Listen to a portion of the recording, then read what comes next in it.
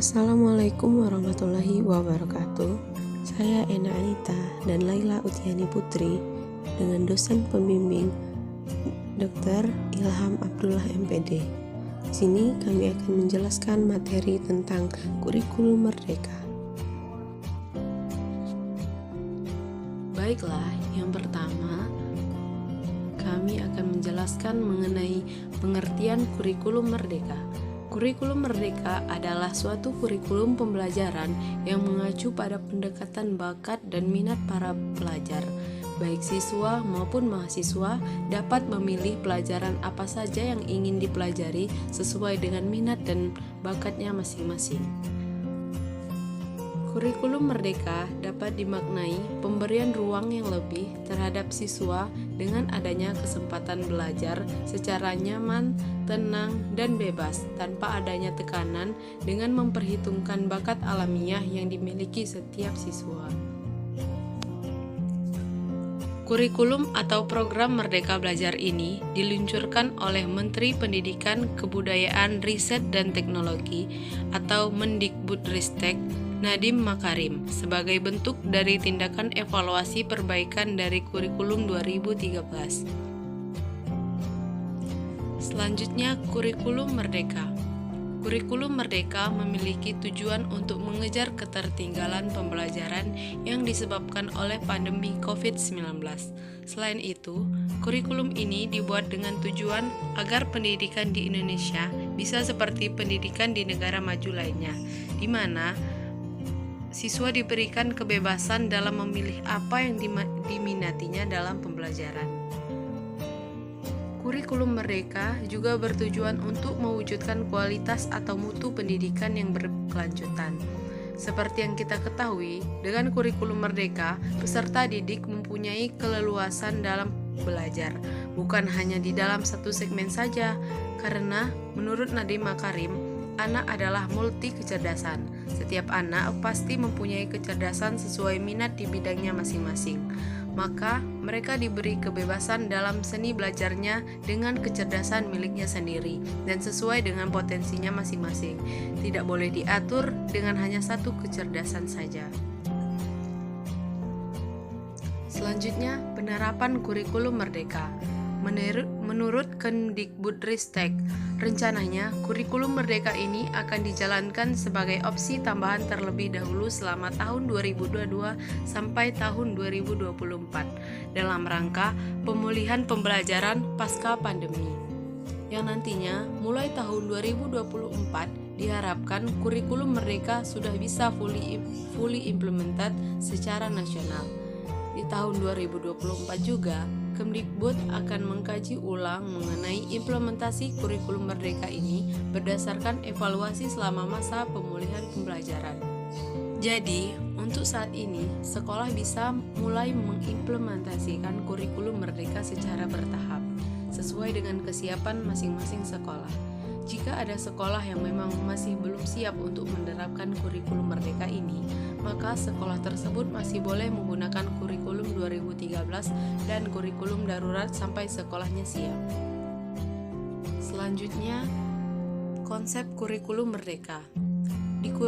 Di kurikulum merdeka, peserta didik tidak akan lagi dipaksa untuk mempelajari mata pelajaran yang bukan menjadi minat utamanya. Peserta didik bisa dengan merdeka memilih materi yang ingin dipelajari sesuai minat masing-masing, yakni dengan konsep antara lain.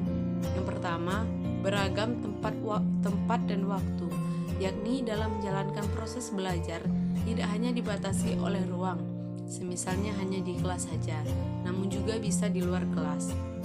Yang kedua, personalized learning, yakni guru dapat menyesuaikan dengan peserta didik dalam memahami materi, memecahkan jawaban sesuai dengan kemampuan peserta didik. Dan yang ketiga, berbasis proyek. Peserta didik diajak untuk dapat menerapkan keterampilan yang sudah ia pelajari di berbagai situasi. Selanjutnya, perubahan kurikulum sebelumnya pada kurikulum merdeka. Yang pertama, perubahan kurikulum di jenjang sekolah dasar. Yang pertama, mata pelajaran IPA dan IPS digabungkan. Yang kedua, mata pelajaran seni sebagai mata pelajaran keterampilan. Yang ketiga, mata pelajaran bahasa Inggris yang sebelumnya merupakan mata pelajaran mulok sekarang menjadi mata pelajaran pilihan. Selanjutnya, perubahan kurikulum di jenjang sekolah menengah pertama atau SMP. Yang pertama, mata pelajaran informatika menjadi mata pelajaran wajib. Yang kedua, mata pelajaran prakarya menjadi salah satu pilihan bersama mata pelajaran seni. Antara lain seni musik, seni tari, seni rupa, seni teater, dan lain sebagainya. Selanjutnya, perubahan kurikulum di jenjang SMA. Yang pertama, tidak ada penjurusan di jenjang SMA. Yang kedua, peserta didik akan memilih mata pelajaran kelompok pilihan di kelas 11 dan di kelas 12 sesuai minat dan bakatnya dengan panduan guru bimbingan konseling atau guru BK. Dan yang ketiga, peserta didik boleh mengganti pilihan mata pelajaran di kelas 12, namun ini tidak disarankan. Selanjutnya, pokok kebijakan kurikulum merdeka. Yang pertama, proses penilaian USBN komprehensif, yaitu penyelenggaran USBN atau ujian sekolah berbasis nasional akan dilakukan dengan ujian yang diselenggarakan oleh sekolah. Dalam proses penilaian, pihak sekolah dapat melakukan ujian secara tertulis maupun lisan. Yang kedua, ujian nasional akan diubah menjadi asesmen kompetensi minimum dan survei karakter yang terdiri dari kemampuan bernalar menggunakan bahasa, kemampuan bernalar menggunakan matematika, dan penguatan pendidikan karakter. Yang ketiga, penyederhanaan rencana pelaksanaan pembelajaran atau yang biasa dikenal dengan RPP. Dalam kebijakan ini, guru secara bebas dapat memilih, membuat, menggunakan, dan mengembangkan format RPP. 3 komponen inti RPP terdiri dari tujuan pembelajaran, kegiatan pembelajaran, dan asesmen. Dan yang keempat, penerimaan peserta didik baru atau PPDB.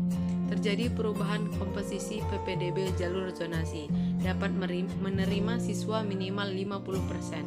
Pada jalur afirmasi minimal 15% dan pada jalur perpindahan maksimal 5%. Kemudian pada jalur prestasi atau sisa 0 sampai 30% lainnya disesuaikan dengan kondisi daerah kota masing-masing. Selanjutnya, kelebihan dan kekurangan kurikulum merdeka.